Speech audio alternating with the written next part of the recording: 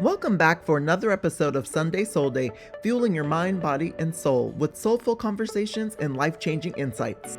What if the chapters of your life that felt disconnected weren't random at all? What if they were clues quietly leading you towards who you were meant to become and what you were meant to do? Today, we're talking about how to recognize the call. My guest today knows something about following those clues. Jake de Guzman's journey has taken him from Jesuit formation to television production, finance, entrepreneurship, teaching, and ultimately to work centered on leadership, spirituality, and purpose. He's the author of The Call to Lead, where he explores how stories, strengths, and experiences can reveal what we're being called to do. Let's welcome him to the show. Welcome to SoulDay, Jake. Thank you. Hi, happy to be here. Happy that you are here. I'm very excited to talk to you. I know that when we had our initial conversation, we talked all about your journey. So I can't wait for the audience to get to know that a little bit better. But, before we dive too deep, and start talking about Enneagrams and your book and your spirituality and all of your journey, I just wanted to start with what were you doing before you started doing all of this? What even led you to dive into this work? If you can think back to that, it's been a while. Yeah. Um, Great question. And it's a at a certain point it's a long story, but I often tell my students when they look at their lives, Yeah. can you think of giving a graduation speech back to your university, your college, or Ooh, your high that's school? good. What are the 3, 4 chapters of your life that you would share with the audience so that they get to know you a little better and how the journey's like? So for me, maybe the 3 or 4 chapters is I'm born and raised in Manila, in the Philippines. The Philippines is a very Catholic country, long tradition of Catholicism in that country. Uh, and I think sometime at 20 years old, I didn't know what to do with my life.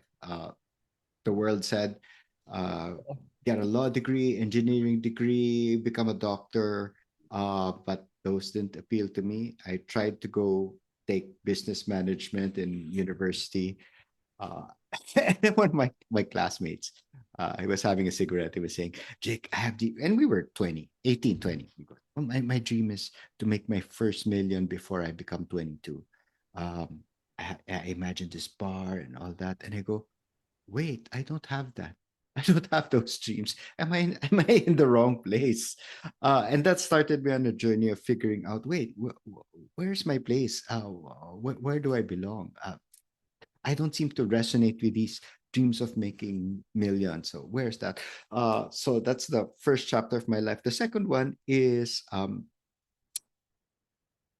I joined the Society of Jesus. I wanted to become a Jesuit priest at 21.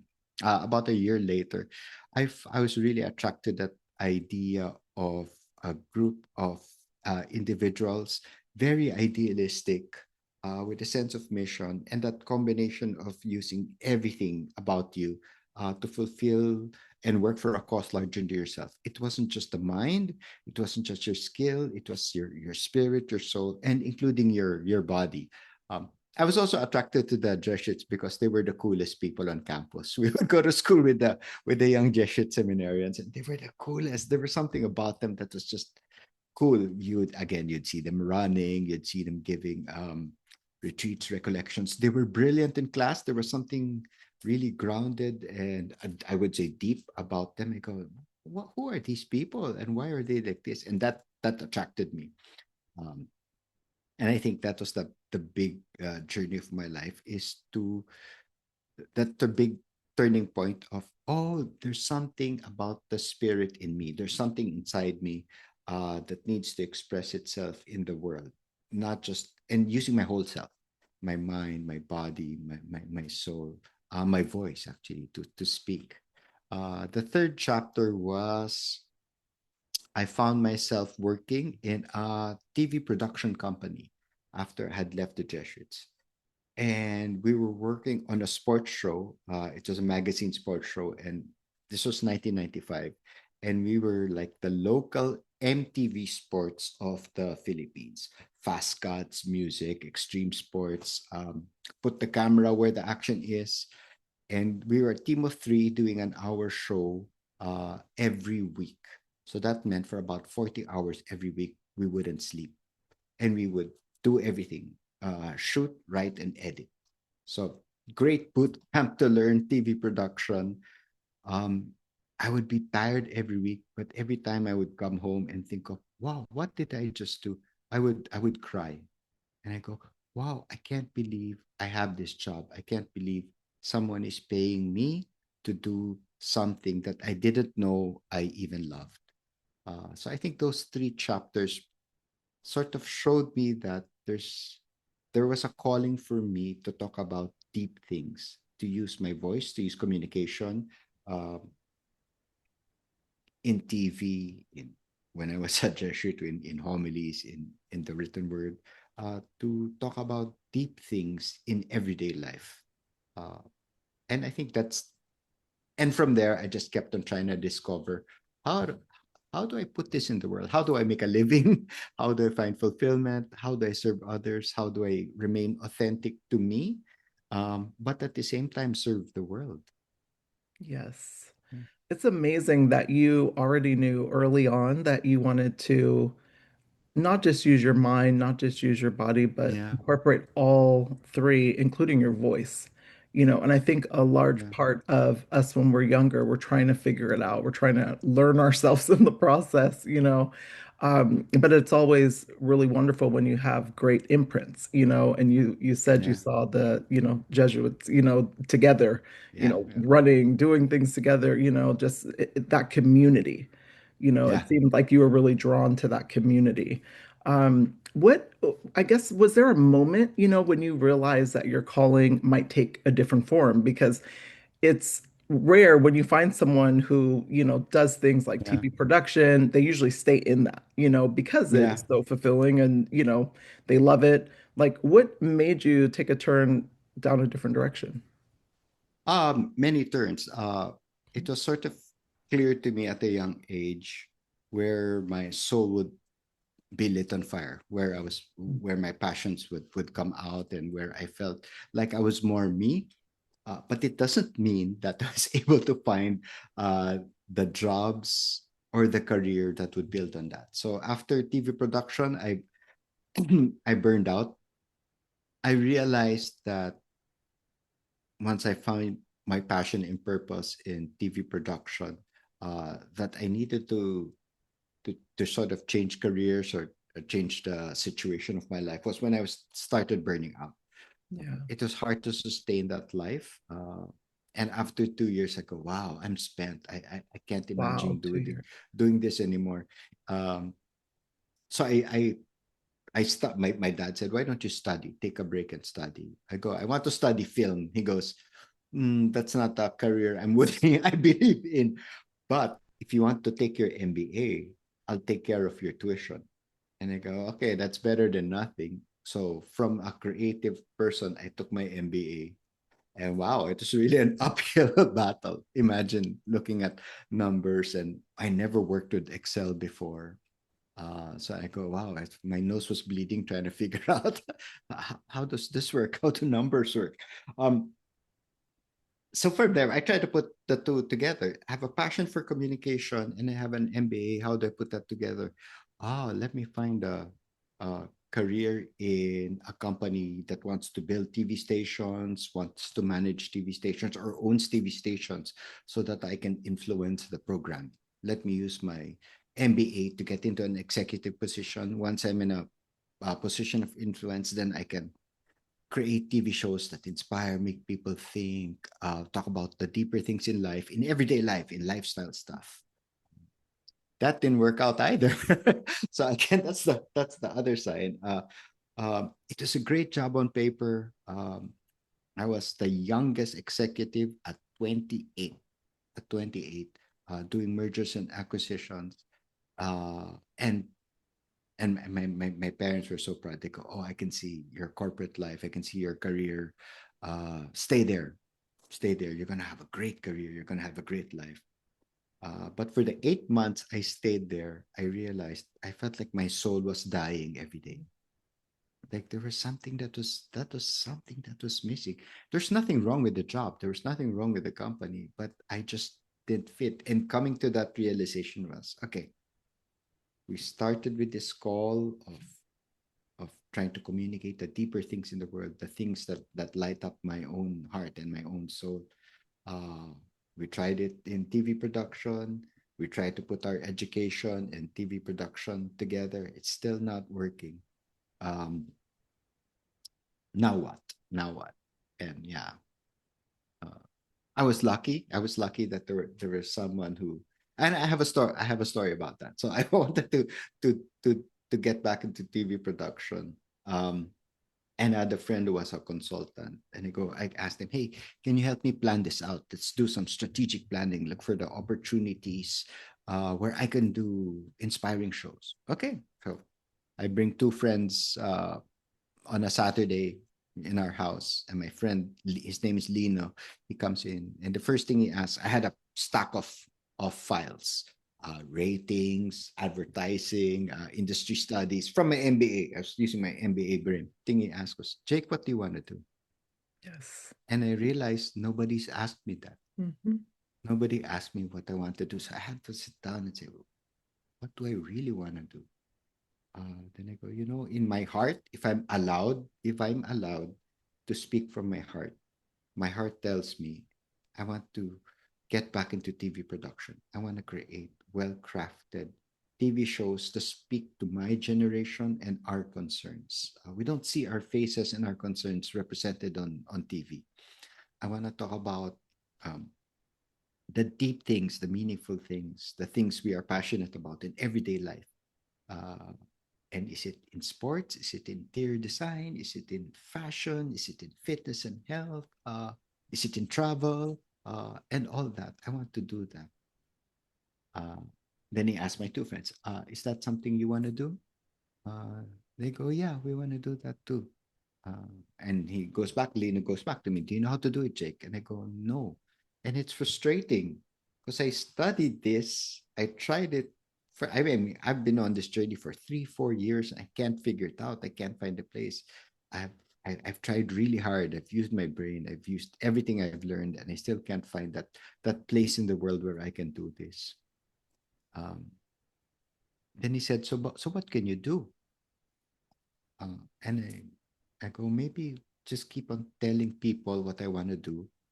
Reach out to our network of contacts, the friends of our family, and the people we've met in school and jobs, and see where the opportunities are. And if there's a door that opens just a little bit, let's step inside.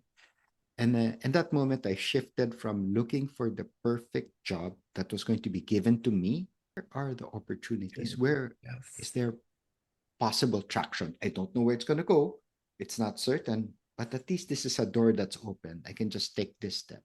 And that kind of calmed me down.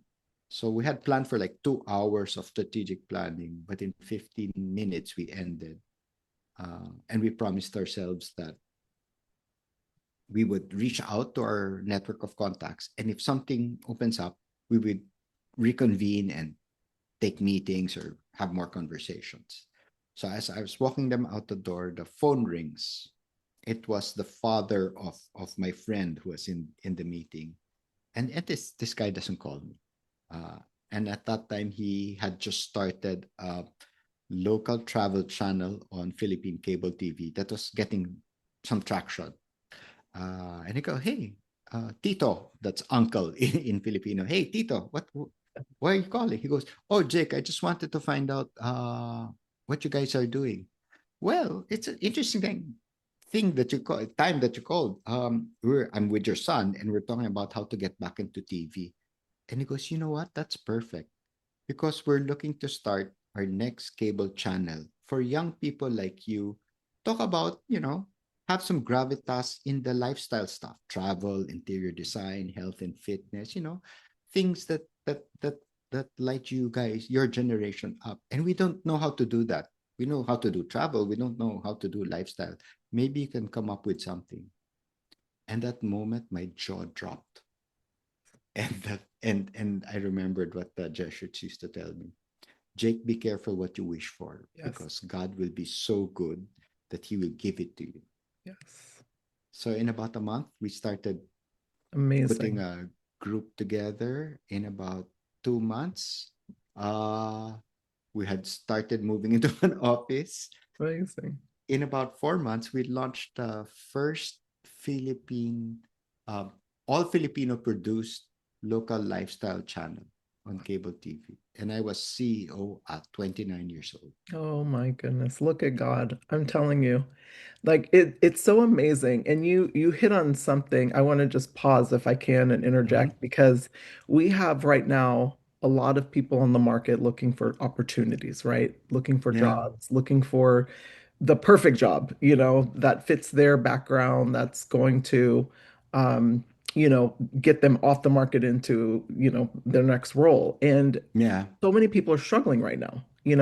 They're struggling finding that next opportunity. Hiring is not, happening at the same rate that it was a few years Yeah. ago.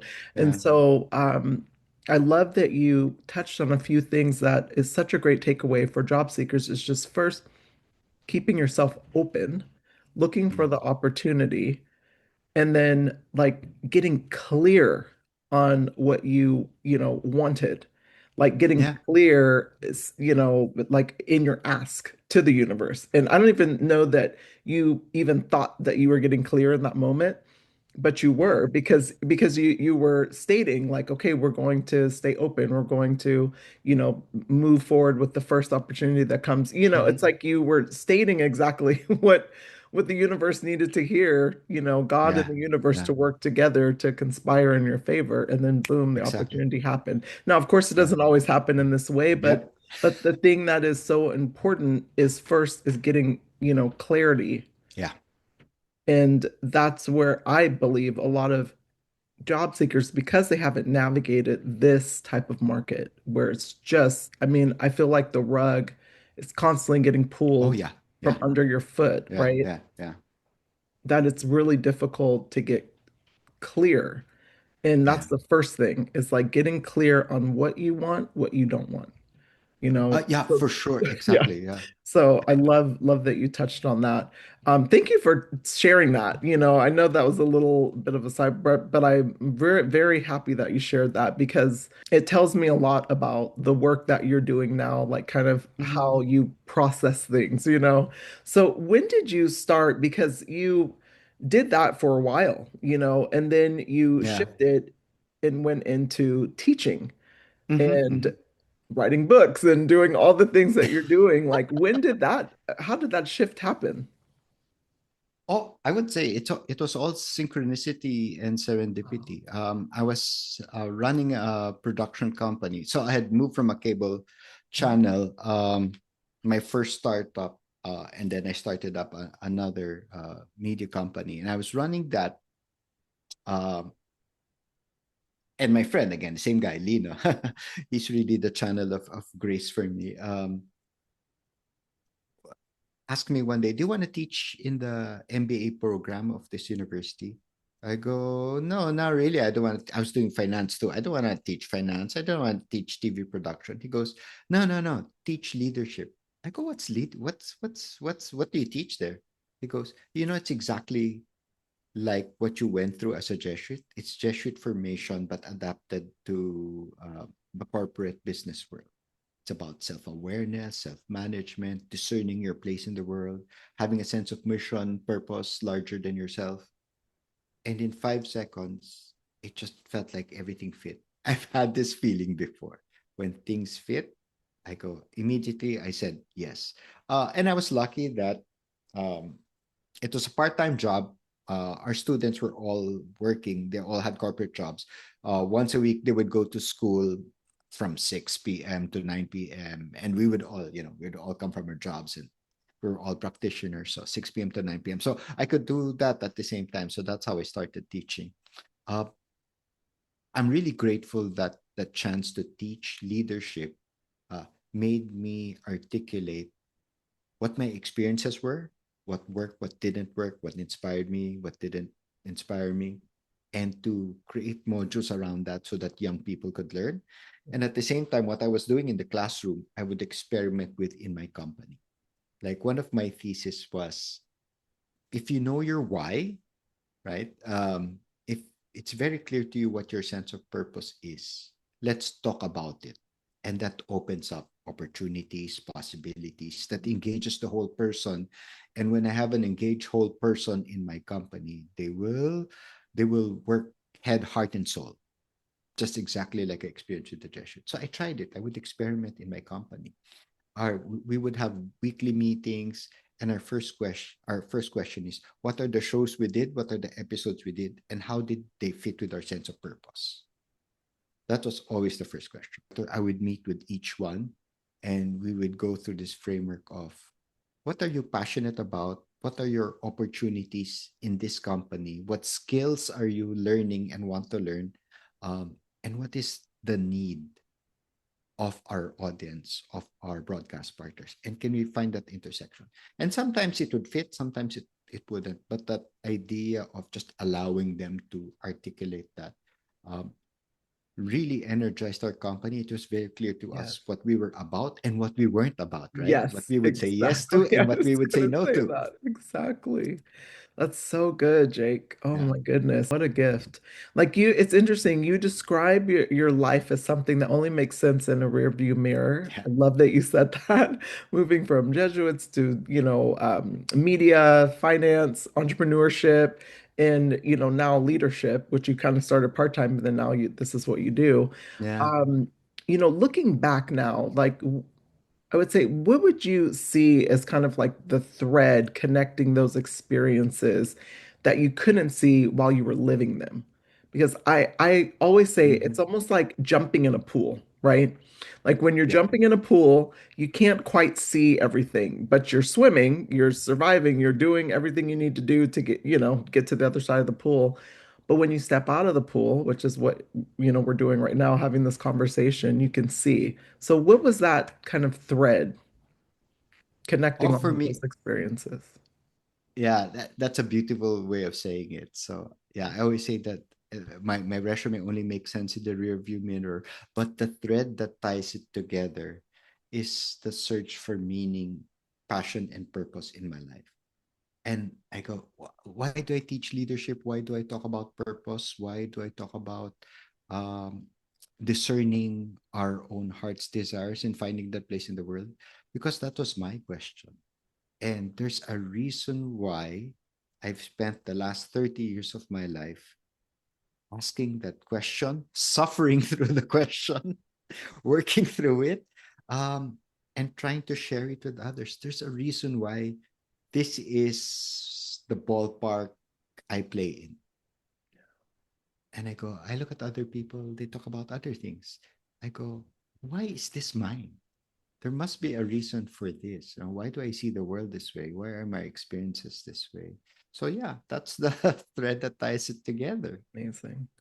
It's interesting because I think there's a lot of misconception like Yeah, just around purpose, right? Like a lot of people feel like they only have one purpose yeah, and they're yeah, in search of that one purpose. And I mean, when I was younger, I used to think the same thing, like yeah, you hear yeah, people say, like, find your purpose, discover your purpose. Oprah was really great at promoting that as well, yeah, like yeah, figure out what your purpose is or why you're meant to be here.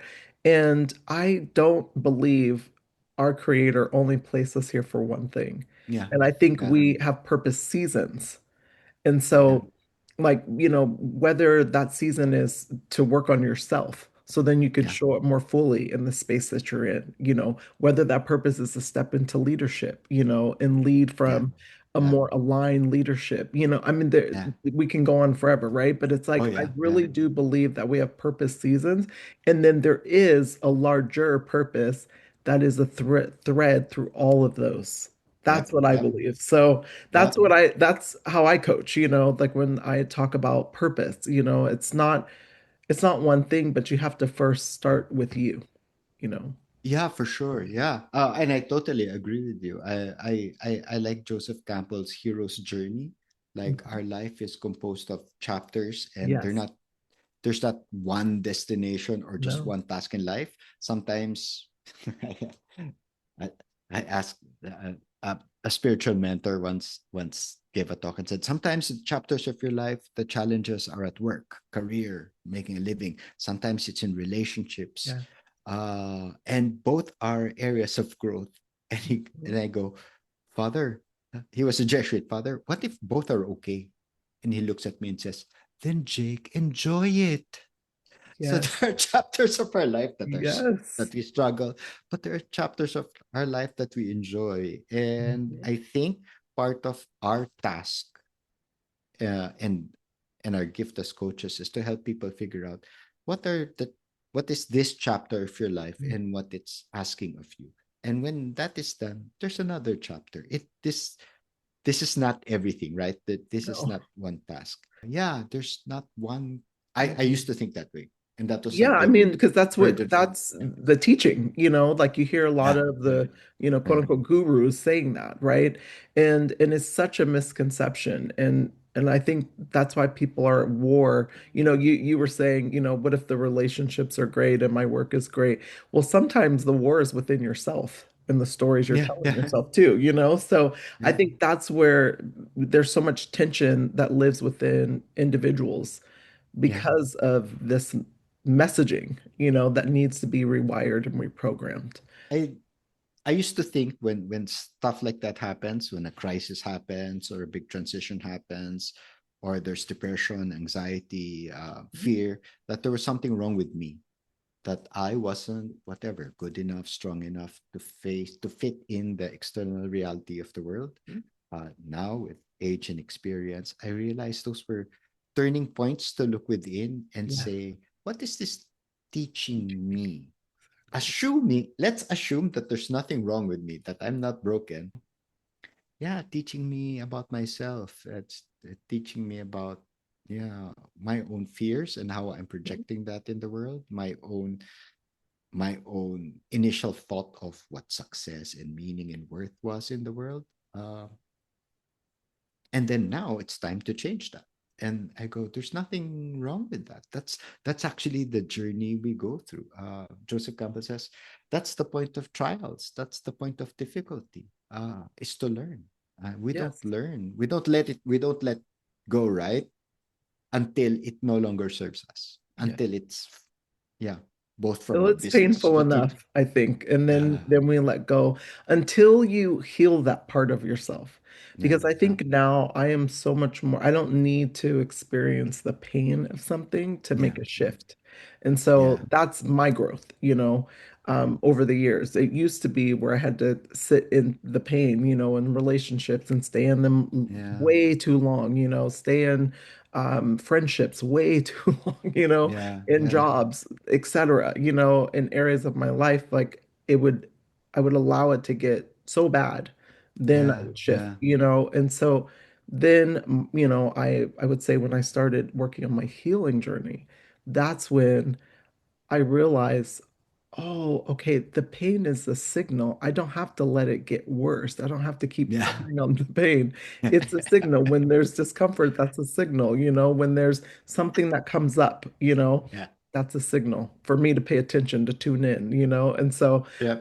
I'm like, okay, I can grab my magnifying glass, let me look through a different lens. And so it allowed me to be able to look at things, differently Yeah. than when I Yeah. was younger. So Yeah. it's And really that interesting. pattern, right? That self-awareness of Oh I'm yeah. sitting in the pain, Yeah. I'm sitting in the pain again. Yes. How is this helping me? Am I Yeah. getting through it? Exactly. Is there some clarity? And if not, then maybe I should try something else, right? Mhm. Yes, So it's that absolutely. reflection on, yeah, what am I doing? What am I thinking? And is it helping? Is it creating peace, freedom, clarity, or is it creating anxiety and fear? And Yeah. anything that's creating anxiety and fear doesn't serve us. No, Yeah. absolutely not. Now, Yeah. talk to us a little bit about Enneagrams and self-awareness, Okay. and Okay. how did you develop this incredible tool that I am been so curious about? I couldn't wait to talk to you about this. Like, how did you start bringing that into your leadership teaching? Wow. I learned the Enneagram as a Jesuit, actually. And Wow. the history of the Enneagram uh, I didn't know. No, was cool. it was developed, popularized by the Jesuits in California. Uh, No way. You just learned yeah, me something new. I love this. yep. It came from different places all over the world. Of course. Yeah. The Wow. yeah, but yeah, the current form that got passed on to us was popularized by the Jesuits in California. Wow. So it was part of figuring out what are the scripts Mhm. in your head so that you could arrive to some freedom. It wasn't to fix it, right? Well, that was the first instinct. How do I fix this? But how do I do that? How do I arrive at freedom? And when you're free from something, you're free for something. There's more energy, there's more passion, there's more. And because I learned that as a Jesuit when we did this leadership development course at the MBA level, that just carried through. It was the same program. We start with the person of the leader, our students, the self, before we start looking at the context, what's happening in the world, where are the problems, where are the pain points, but also where there are opportunities. Most leadership is about that. Like, how do I become the man of the moment or the person of the moment? How do I meet the moment, right? How do I meet the moment? Before you meet the moment it's got to be you first. So that's where we started using the Enneagram. Yeah. That's amazing. I did not know that. I love when I get to learn like a new nugget that I didn't know before, but that's amazing. And that you've had that breadth of experience with it. I imagine, what a powerful tool this is, for you teaching leadership with your students and how it's affected them. Like, how have you seen, I guess, leadership Mm. transform when they move from simply knowing their Enneagram type, right, to actually integrating it in that awareness kind of into their spiritual and leadership practice? Yeah. It's interesting. I've been teaching the Enneagram for maybe 13 years now, living with it for about 30 years. Um, Not just to MBA students, but also corporate organizations when they think about leadership development. So I think the my first experience, what people go through is when they see themselves uh, in their Enneagram type, Mhm. uh, there there's a they laugh. First they laugh. It's like somebody told me once, when you talked about this number, I felt like that was you were describing me and what's happening inside me. And it's the first time that they've ever gotten that. So there's a sense of recognition, being seen, and that's empowering, right? Oh, when you open the self-awareness muscle, there's something that's empowering and expansive about that. And then you go through a period of, as Father Richard Rohr says, um, the price of self-awareness and enlightenment is uncomfortable feelings. Like I had a student who, in the middle of class, started getting angry. I don't believe this framework. I don't believe this. This can't be me. It doesn't describe all of me. And I just let the person be. And then a couple of weeks later, we came back. It was a one-on-one assessment, and he immediately says, "Yeah, I was reacting because I didn't want to see myself." Mm. He was a 3 in the Enneagram. Like I couldn't accept that I was so image conscious, driven by success, because that's how I define my self worth. I couldn't accept that. So there's really a point of going through some shame, Mhm. some embarrassment, but that's a necessary step. Uh, the ones that and then you move past that, freedom from, freedom for. There's one corporate client I had who was a 1 in the Enneagram. She was a perfectionist, and her direct reports every Monday when they would meet would take more than an hour because she would look at every detail of what their goal was and how they would do it, what their steps were, and if they've Wow. considered everything. After the Enneagram, she tells her direct, she told me this. We bumped into each other, and she said, "Jake, this really helped me Because now she goes, these are our goals for the week. That's your goal. That's your goal. How do you think about it? How do you think about it? And then she'll stop and say, guys, I'm a one in the Enneagram. I need the details and I'm driven by the need to be perfect. I trust you. Can you just tell me that you've got this, that you've thought about it too? And they go, yes, we've thought about it. And then she let it go. And she realized that that's empowerment. That was empowering her people versus micromanaging them and looking over their shoulder. And they performed better. It was better relationships, more energy, more fun in the workplace. And even for her, sense of freedom. Oh, I don't need to do this anymore. I don't need to be anxious and angry if things aren't perfect anymore. I can let it go. And it's a whole new world. There's a different way of living. So I think that is one integration. Just again, freedom from and freedom for.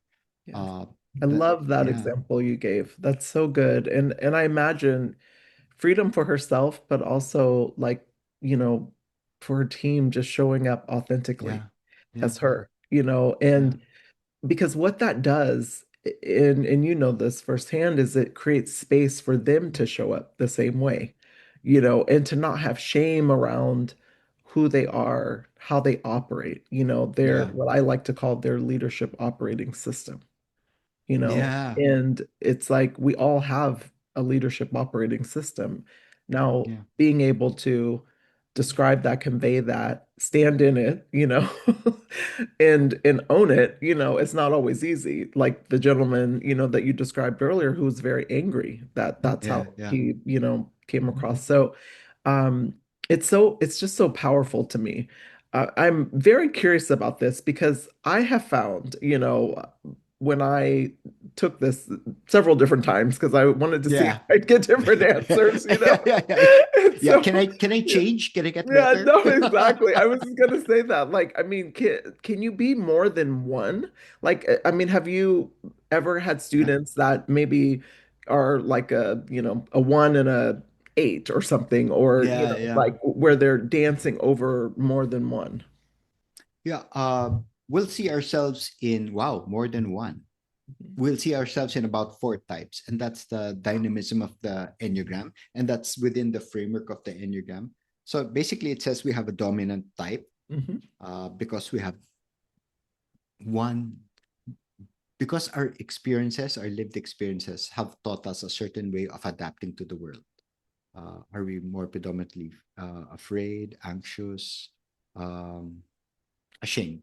And that's how our experiences sort of landed with us, and we had to learn to adapt. And that's the dominant type.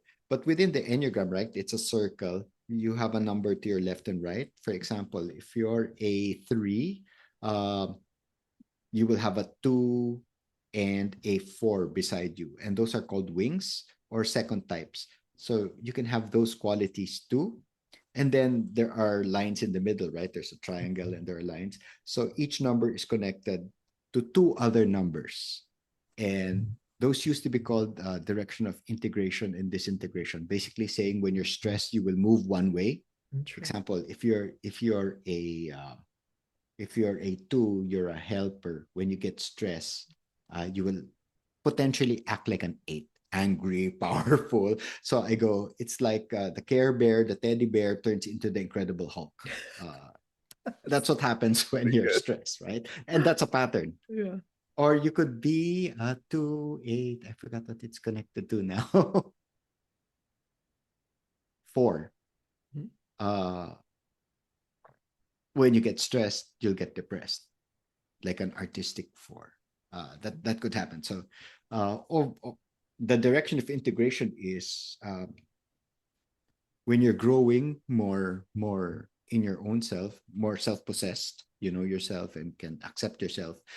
You can act like the positive qualities. If you're a 2, again a helper, you can act like you can have the positive qualities of an 8, confident, strong, can be on their own.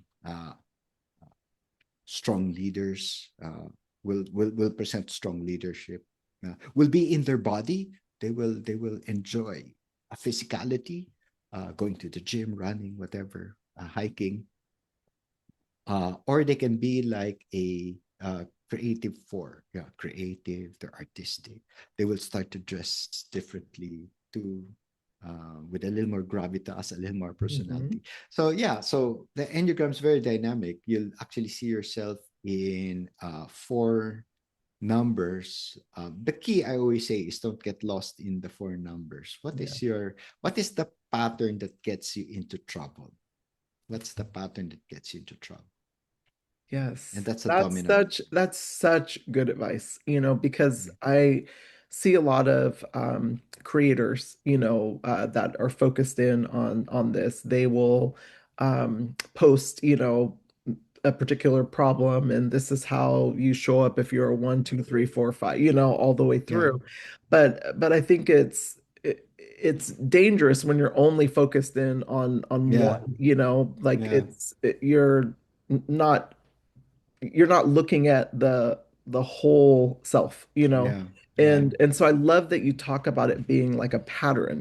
What are the Yeah. It's patterns? a pattern. Yeah. That is the key, I think, and such a differentiator between someone who's maybe new to it and Yeah. posting it on social media and someone who's actually, studied it, lived it, for 30 years. Because that's exactly what it is. It's looking at your patterns. I would say, Yeah. like, what is maybe some of the most surprising patterns, that maybe your students, or common patterns that your students have seen, as they're discovering themselves a lot more. Oh, the pattern of discovery. Yeah. It's interesting the journey they go through. Yeah, first is the sense of being seen, and that's really powerful. And I go at a certain point, it's like black magic, or it's like magic. It's like I'm a sorcerer. Like I can read you. And and I used to do this when I was younger. And uh, like I could read people and Oh, predict. Oh, wow. this one's a two. They look like a two, dress like a two, have the energy of a two. um, and I was kind of proud and say, yeah. I've got some control. I've got some power. And I think that's a pattern most people go through after feeling empowered. Now, what do I do with this? And they will come back after I teach the Enneagram. I gave it to my parents. I gave it to my significant other. I gave it to my partner. And I go, okay, I know what you're doing. I know what you're doing. Or I get it in organizations. Can I have the numbers of my team, and how do I harness their strength Yep. and manage them when when they freak out? I go, it's not your job. You can't control Exactly. people. Exactly. I mean, and that's really I suppose the journey of leadership and management and the business culture. For a while, we thought it was about control, right? The fastest to market, the fastest to traction was the way to do it. And I think the thinking now, because the world is so disrupted, is what is our purpose? How do we make the world a better place? Harnessing the strengths of our organization. Guy Kawasaki asks, um, look at your organization or your startup and ask, how would the world be worse if I didn't exist? Oof. And that's what you do. And it goes, great companies aren't built on profit. They're built on a sense of purpose. So I think that's where we are. And yeah, using the Enneagram becomes part of that culture, or that part of mentoring, bringing up your team so that they can be their whole best Yes, selves. And exactly. sometimes that requires it was termed soft love, listening, being patient, but also sometimes requires tough love, right?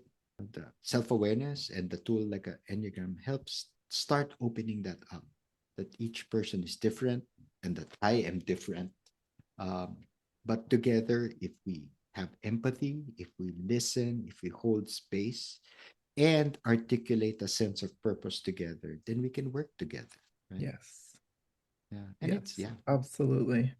Love that you touched on that. I'm curious your answer here, because many spiritual traditions teach that our greatest struggles can become our greatest teachers. We talked about that earlier, right? Yeah. Like, How do the patterns revealed through Enneagram like become invitations for spiritual growth rather than limitations?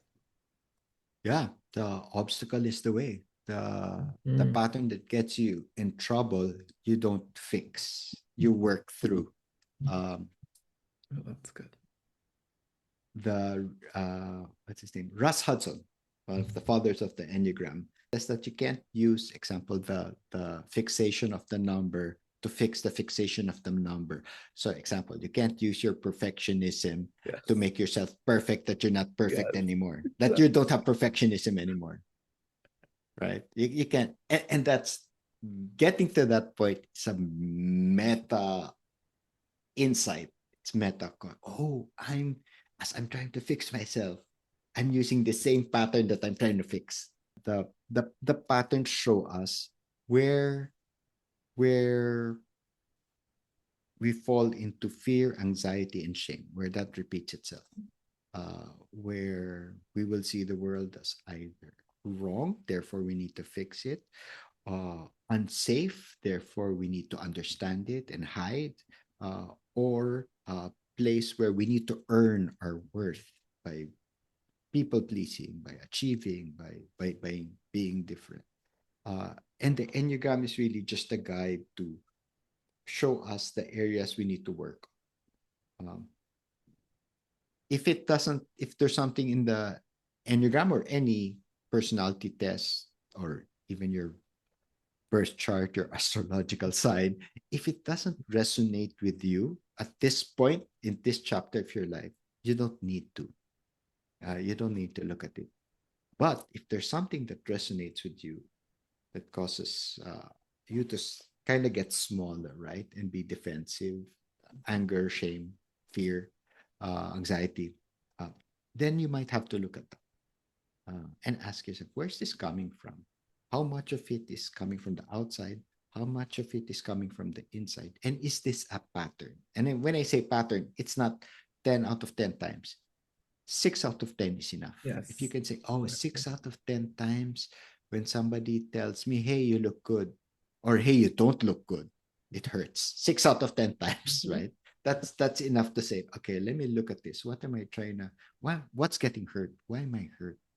What of my strategies thinking is getting challenged at this point?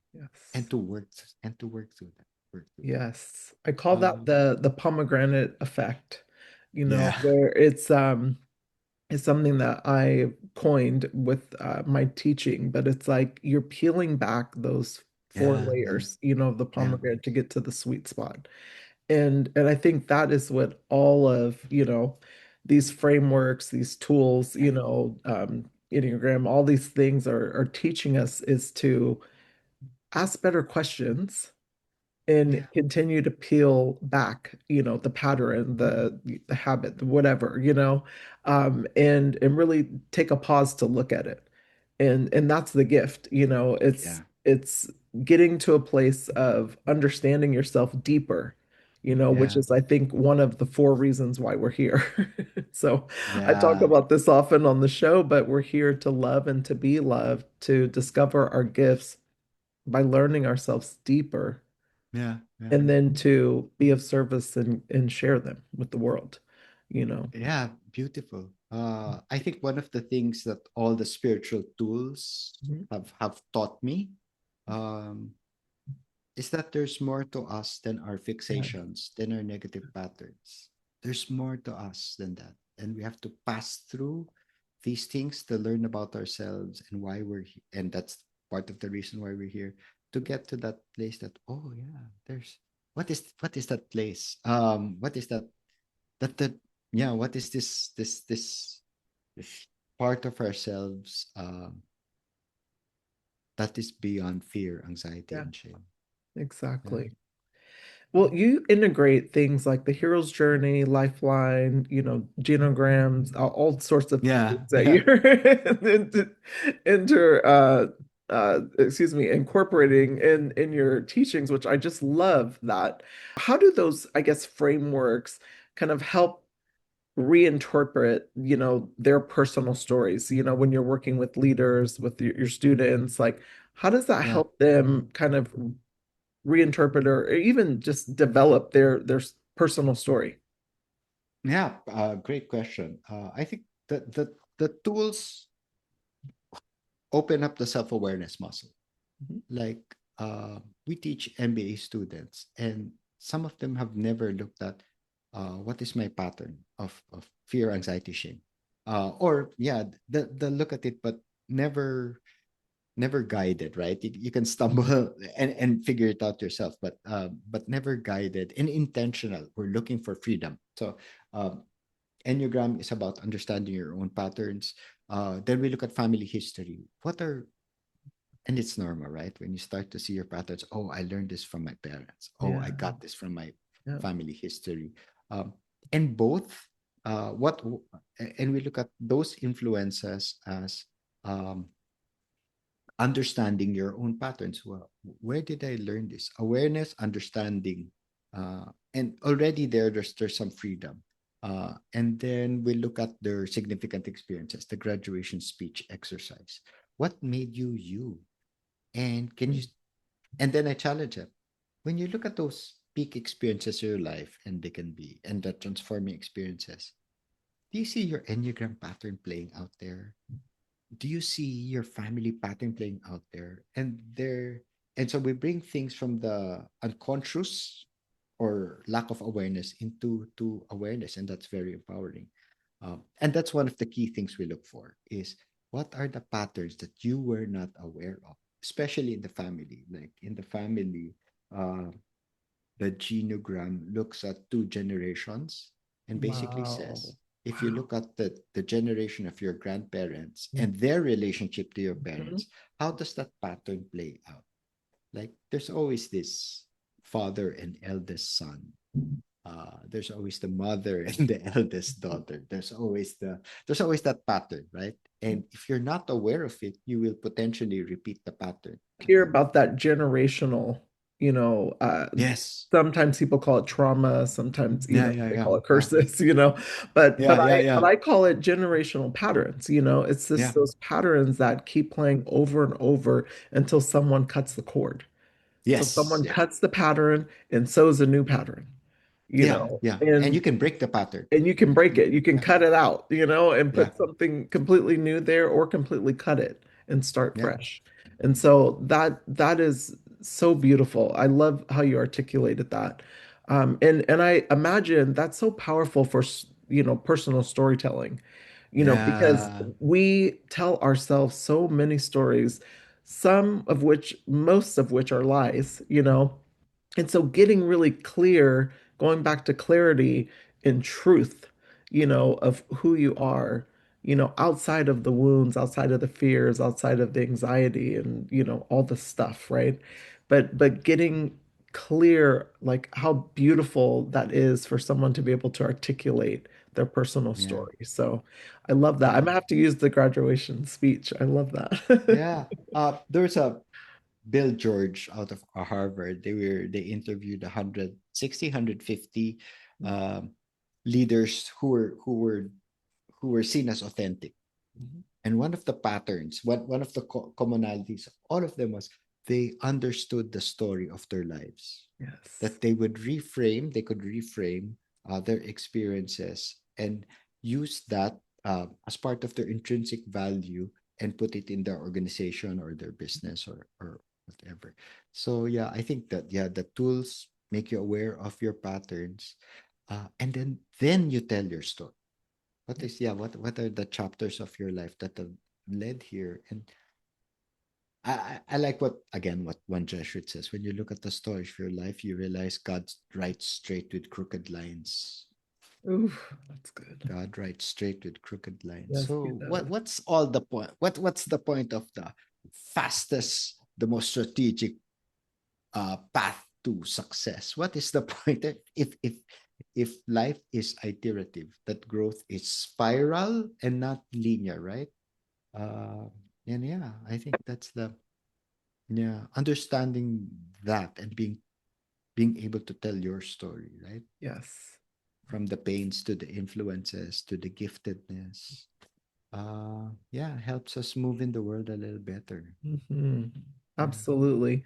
And just also be able to serve from a more like whole Yeah. place, you know, because Exactly. a Yeah. large part of us serve from such a fractional version of ourselves until we get a lot more aware. We, you know, heal the parts of us that need healing, you know, Yeah. peel back those layers, you know, the pomegranate effect, like I was talking about, and Yeah. really get to a deeper understanding. You know, I think we serve from a fractional version of who we can be, you know, who our Yeah. creator intended us to Yeah. be Yeah. until that happens. So what you're doing is amazing. You know, I can imagine the impact that you're having.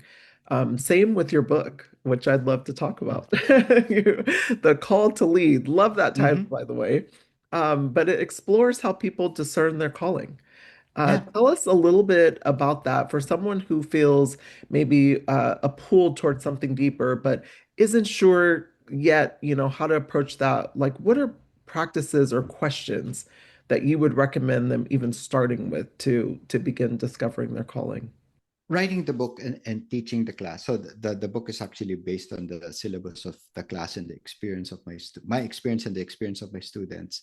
Uh, I realized that we all feel called to do something. There's something inside us that moves us through the chapters of our life, and trying to express itself or find its place in the world.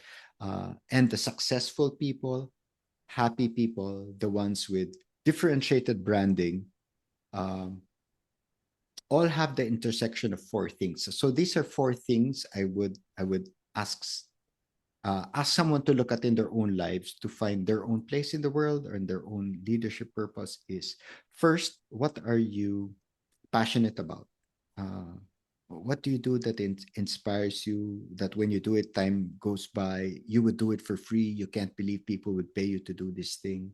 Uh, what are the things that inspire you? What are the books you read, the movies you read, the music you listen to, that inspires you? And what is it about them that moves you that way? What are you really good at? What are you, not just what you can do and learn how to do, but what is your natural giftedness? Good to get. Jim Collins says, just don't look at what you're good at, but what are you potentially world class in? What do people go to you for regularly for problems? Is it for nurturing, for advice? It's for clarity. uh, there's a pattern of people coming to you uh, for what is that? So what are you naturally good at? Um, and obviously sometimes there's an intersection of that, right? What you're naturally good at, you're passionate about. And then what are the things you care about in the world? What are the pain points? You know that Barack Obama used to said in a 2016 interview when he was running for president. You look at the problems of the world and you say, "Hey, somebody should do something about that," and you realize no one's going to do it if you don't step up and do it. So, what are the pain points? The things that you encounter every day that repeat themselves, that you wish someone would do something about, that people in authority should do something about, that this is something that should be fixed in the world. What is that? And what is the story of the people going through that? What is the story of the people going through it? And what is it about your story that can help address their story, their pain point? Do you bring something to the table that will make a difference in their lives? Is it going through some difficulty? What kind of difficulty? Um, have you suffered through this before? Have you survived it? Have you come out on the other side of it? And the last element, the fourth element, and what are the opportunities in front of you today to put all this together, to use your passion, skills to address problems you care about today? And it can be, and what can you do in the next 2 weeks to get closer to that? Is it a job, a career, whatever it is? 2 weeks. It has to be within that short time frame. So you start looking at what's around you, like what's in your network, what's provided by your school, community, job, neighborhood, that allows you to do that. And sometimes it's as I've asked my students, who is doing what you want to do? Is there an organization already doing what you want to do? And can you talk to them? And finding that intersection is is that area of call. And business leaders, spiritual gurus, entrepreneurs will always talk about that intersection. What moves you? Jim Collins again says, great companies don't say, what do we need to be passionate about? And let's get passionate about that. They start with, what are we already passionate about that? Yeah. And let's do that. Yes. I think It's we need almost to. like what you're describing is like your ikigai.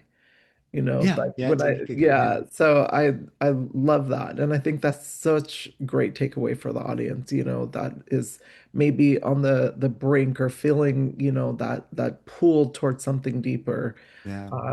And so I love that you framed it that way. Now, what is, the call to lead? Like, what is one, I would say, takeaway that you hope that, or the reader after they read your book, what's the one takeaway that you hope they are left with? That you're here for a purpose. You're here for a reason. And discovering that is a hero's journey and it transforms us. Uh, and when we do that already, we are, and that is the call. That is the calling. There's a purpose behind why we are here.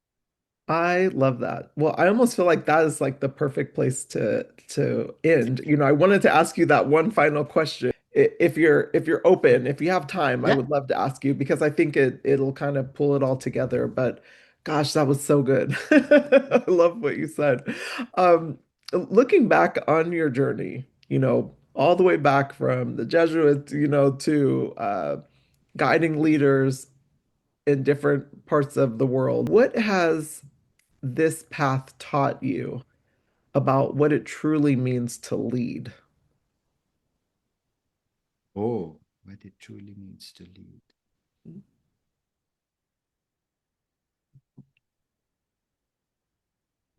That for me, leading has always been about that intersection of passion and purpose. Uh, Not just mine, but the people who work with me, the people who look to me and say, hey, tell us what to do, or please interpret this crisis for us emotionally and strategically. Uh, what do we care about? Why are we here? Passion and purpose. Who does that serve? And leadership is just all about that. Can I bring my organization, my team, the people who look up to me, including me, to serve the people whose lives we will make a difference in. And to me, that's leadership. There was a quote that was at the back of my head as I was saying that. No, it's not a quote. It's a story. So the last company I founded was a media company, and and the young people I trained, they were mostly fresh college, university grads. We trained in production. Um, I see that their sense of purpose, their sense of mission, what's driving them is to create great shows, award-winning shows. That is their product. But if you ask me, my product is them. Yes. My product is my people. Is what I do every day empowering them? Do they feel like more themselves? Are they finding their purpose better? Um, and yeah, and I think yeah, the ultimately that's what the role of the leader is, to take care of their people, to hold what their people hold precious, and that's not just professional skills, right? Or that's not just their profession, that's their whole lives. Mhm. Yeah. Beautifully, beautifully said.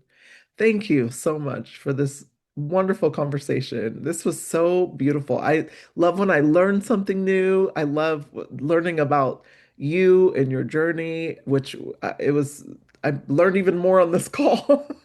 So I'm like, it's just amazing to me. But I just so thank you for coming on the show, blessing Sunday Soul Day, blessing me with your time, your energy. I really appreciate it. Oh, thank you for having me in holding space. I go, how lucky am I today that someone will take great interest and ask me questions about what I think about and what I've done in my life. I mean, how lucky are we to have this conversation? Absolutely. That is how I feel every time I have a guest on. I just feel like the luckiest person in the world to spend time and to learn about people's journey and their learnings and their challenges and all the parts that make them them. So thank you so much for being open and sharing. And everyone, as always, have an amazing Sunday. And do us a favor, leave your favorite part about this conversation with Jake in the comments below, or something new that you learned.